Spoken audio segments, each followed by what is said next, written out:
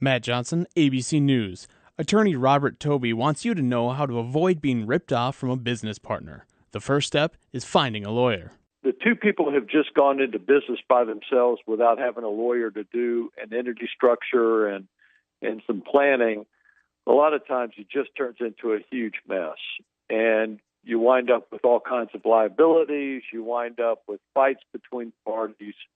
And you oftentimes wind up with either lawsuits or a bankruptcy. So step one, hire a lawyer. Tobey advises that each person get representation. It's fraught with problems if one lawyer tries to represent both sides, because whoever the aggrieved party is will always come back and blame the lawyer, saying the lawyer took the other side's position in drafting the documents or setting up the entity.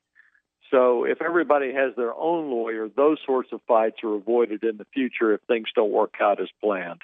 When a problem arises, begin documenting it. We like to tell people that when there's a swearing match, and these things often come down to swearing matches where the paperwork is not that good, that the person with the paper will win that dispute.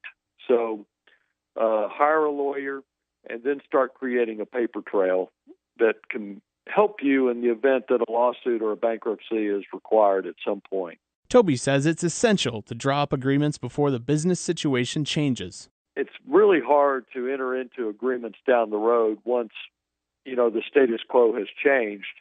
Now, maybe one party is disillusioned, maybe one party is making money and the other party's not, based on whatever the informal agreement was. And, getting people to hammer out agreements after the business is underway becomes much more difficult and much more problematical. I'm Matt Johnson for ABC News.